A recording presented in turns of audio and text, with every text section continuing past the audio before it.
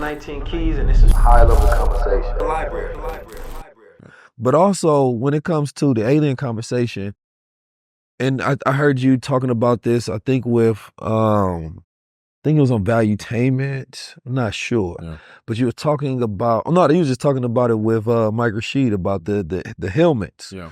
But as we talk about going to other planets, we have to also realize we're going to need, and same thing for aliens, unless they biostructure is the same as ours, they would need spacesuits. Absolutely. Right?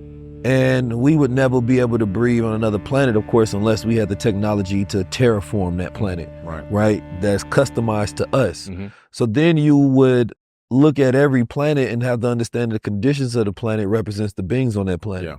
Right? Our oxygen-rich conditions on this planet with this carbon dioxide and O2, it represents the type of beings we are, the type of lung capacity we are, right? The type of density that we have, but also it's going to be a representation of the way we think. Yeah. Right? Different altitudes, different conditions of people growing in the hot or cold. You're going to have certain natures about it. And I think that it's the same way you might call the people evil underground. They might call you evil up top. That's why they don't want to visit you. You know what I'm saying? They might look at you and be like, y'all are an emotionally unstable people. Yeah. Y'all be having problems with each other all day long. Y'all create bombs just to destroy each other. Y'all create systems just to exploit each other. Y'all make life hard when you don't have to. Mm-hmm. Y'all can literally decide at any point in time to make it easy, and then the majority is looking at the minority and complaining about them from being suffering instead of just taking it over. And so it's like, y'all confused. Yeah. Y'all are really confused people up there. You feel me? So I if I was to go to another planet, I got to get advanced permission first. Yeah. You know what I mean? It's required. Yeah. Anybody to pull up and then you become a slave. No. All right, got another one. Go ahead, park them right here. And you have to have the right equipment, like you said, because Mars, for example, the gravity field is much less than on Earth. So if you and I go to Mars with our size that we are, we could pick up a giant boulder, maybe a small car, and throw it. We'll be able to dunk a 15 to 20-foot basketball hoop because we grew up under Earth's gravity force. And so since there's a lot less gravity force there, we'd be superhuman on Mars. Now, because the oxygen is there, but it's much less, we would have to have some type of acclimation suit on to give us the ability. We won't have to be as rugged as an astronaut outfit, like to go to the moon, but it'll be something very lightweight, very small, very form-fitting, but we will have to have something that provides us the ability to balance all the gases to give our body the right combination of gases that it needs. So we don't breathe 100% oxygen. We only have 21% oxygen here on Earth. The rest of the gases are a mixture of different gases, helium, hydrogen, krypton, and various other gases. And so we would need that acclimation mask or acclimation suit to help balance that. But yeah, you know, all those things would need to be pre-thought and pre-planned before you even get there. But you know, there's certain plant medicines that you can take, and once it fills in your lungs and it slows down your heartbeat, you don't even need to breathe as much, right? And I could imagine that, like, I just feel like we've unlocked 1/10 of what's possible and what we can do, right? I was once practicing some breathing techniques, and I'd held my breath so long, I just stopped believing that I needed to breathe. And what I realized is that my body was trying to, like, create this response of shock, but the shock wouldn't take over. So instead, my heart was moving slow. I'm just there, and my mind was just kind of like waiting for the moment to happen, but it was never happening. And I feel like I induced it myself just because it didn't feel normal, right? And I think about that in reality of how many experiences that we do because it feels normal, but it's not really what we actually need. If we look at some of the human beings on this planet Earth, there are people that don't get tired. They can swim for hours and they can run for miles until the day they die. And the way that their body is set up, they will never get tired. Yeah. There are scientists that have just came out with a study about liquid nano gold crystals, right? To where it's going to help with dementia because it protects the layers of NAD and increase ATP within the body. And it's like all of these different things, it sounds exactly like ancient texts. It sounds exactly like ancient people and how they use elixirs and how alchemists was able to put together concoctions. Yeah. And we are just not conscious of nature. Yeah. We're not conscious of what this earth can do. There's plants I walk past, I don't know what it can do.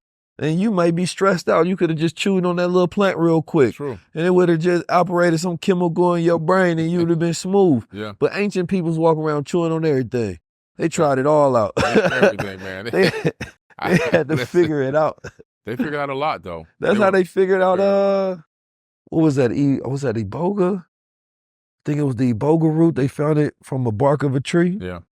Right? Yeah. And then they're now trying to patent that, you know, and mix it with magnesium. And the people say, we already been doing that. That's nothing special about it. They don't need a patent. It's a naturally occurring thing. If anybody's a drug addict or have an addictive personality, that Iboga will remove that addictive personality and cure them. I know a man who, I was actually on his podcast. He was an alcoholic and drug addict and took that and it cured him instantly. Right. Never had to go back again. But you know how hard it would be to have a society have access to Iboga and then you constantly trying to get them addicted to your product? Right.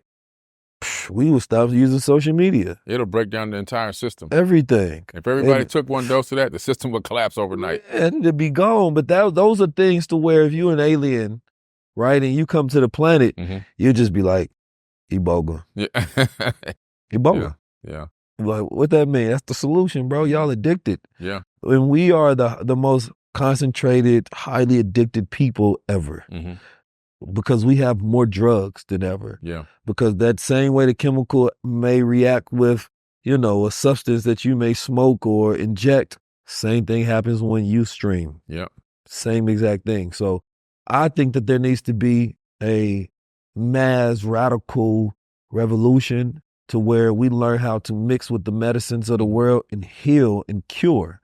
So what's going to happen is there's going to be all of these cures coming out, but they're trying to figure out before they roll it out, can we at least make it where you need it twice a year? Right. Right? Right. They don't want to just roll it out because they literally, you got to think, if you're a large pharmaceutical company worth billions, you got 30,000 plus employees, then one employee decides to come up with a cure, right? For, let's say, everything. It will just put your business out.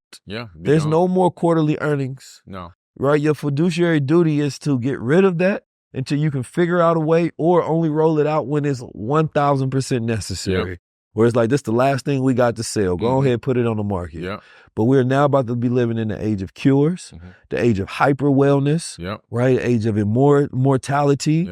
Right? People are freezing their consciousness in chips and bodies, you know, being frozen so that they can preserve it for a time to where either we perfect our mortality or we already have it. This is that time where life and the amount of life you live will become the new wealth, right? And what we have to do in our culture is that we have to consistently push and propagate because Black men are the biggest health advocates, right, in the culture, right, in the U.S., that's why you got Elijah Muhammad. Before him, you know, now all of the health movements sound like what he was doing. Dr. Sebi, now they all sound, Dr. Africa, now they all sound like that. But we are the biggest health advocates. We are the biggest social activists. We are the biggest influencers, right? And we are the biggest entertainers. So if you combine that, we have everything that we need, but the problem is our statistics are so high in mental illnesses and disease that has to be our mission right now. Our mission is how do we decrease these numbers? We can use technology, we can use science to do it. And we can definitely use our influence to push it. So I want to see, you know, more wellness communities pop up, right? We talked about before with Dr. Amin. I want to see brain scans all throughout the hood. I want to see, you know, us challenge the system and being able to utilize some of these ancient medicines and then us challenge to create bills to where we can have these things open. Because yes, they are labeled as scheduled drugs, but when was the last time we even tried to challenge that? Right. Right? So we got all this influence to where we can have, you know, 100,000, 1 million people decide to say, well, we want to change the laws now. We want to have Iboga clinics and we want it to be used in a sense to where it can be guided. Because this is where I see we go start having that change when we start reintegrating with the medicine. We start reintegrating with the cosmos. And we start living as we're naturally supposed to, because this world is sick. The Matrix is a sick place. No, it's a sick place. You're never going to be healthy in the Matrix, right? There's a practice in Japan where the people just go out in nature and they just take long walks in nature and they spend hours in nature.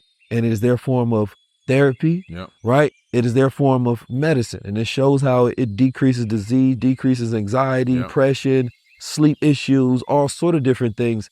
That's the next mass movement, right? Us all in nature, just spending hours in nature. Yep. We having camp clubs. We outside hiking.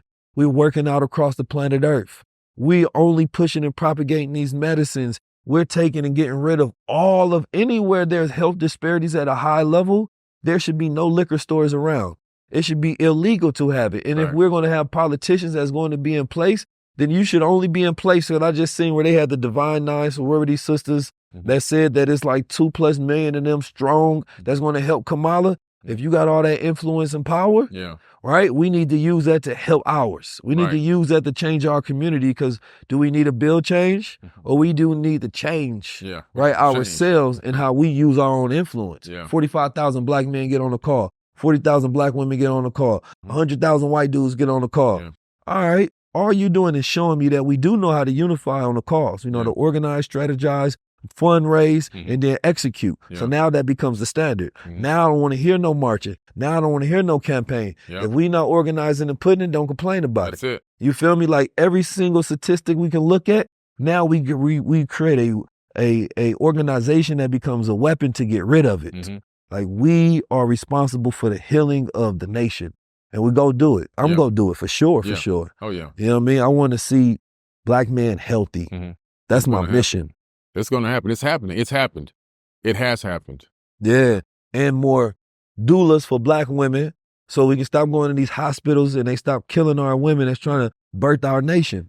You know what I mean? We can't be complaining and talking about the system in the sense that black women are not getting access to quality treatment, and we're not taking that same activism that they spending hundreds of millions of dollars to elect people to go fight for rights and not building hospitals, right? Or not creating nonprofits to where it can push doula programs so that women across the nation can get safe, healthy, whether they, you know, need medicine or not. But if you can, go the natural route. This eliminates the fear, right? We go to the cure, but radical is getting to the root of something.